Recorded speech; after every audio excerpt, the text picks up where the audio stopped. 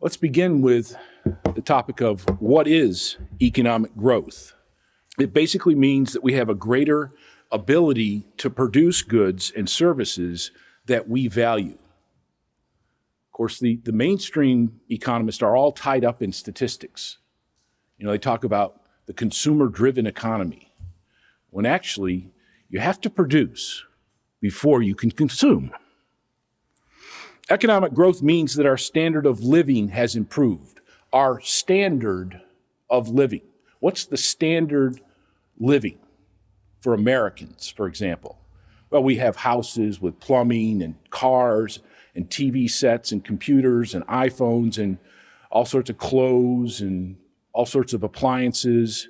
Our standard of living is higher than in most places around the globe. That's because we've experienced a great deal of economic growth in terms of our ability to produce goods and services that we value. One sort of noteworthy measure of the standard of living was the percentage of houses with indoor plumbing. Now, the kids here today probably can't imagine the idea of living in a house without toilets and indoor plumbing and running water. But such was the case in the United States 100 years ago, where many, many houses did not have indoor water or toilets. You had to go outside to the outhouse. You had to go outside and get your own water from the well.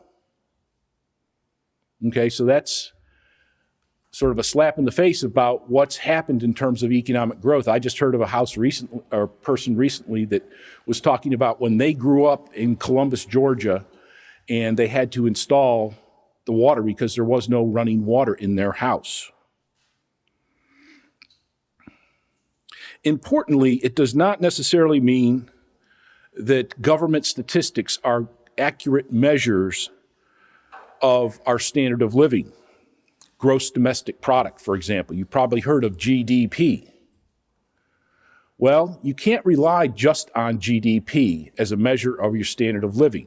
For example, during World War II, the gross domestic product, or GDP, in the United States increased remarkably because of the World War.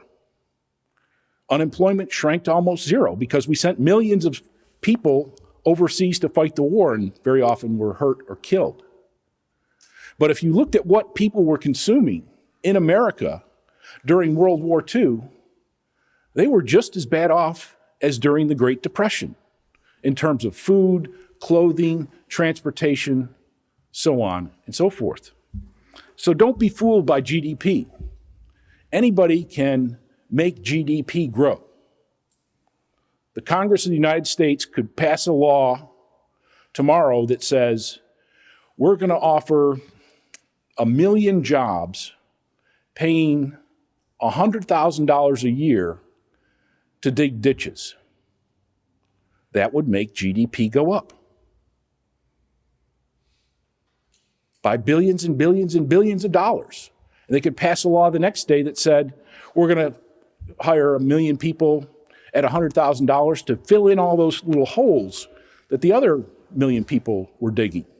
And GDP would go up. But we wouldn't be better off. We would have lost the labor of 2 million people. We'd be worse off, even though GDP went up. So numbers can be rigged. You got to be leery of the statistics.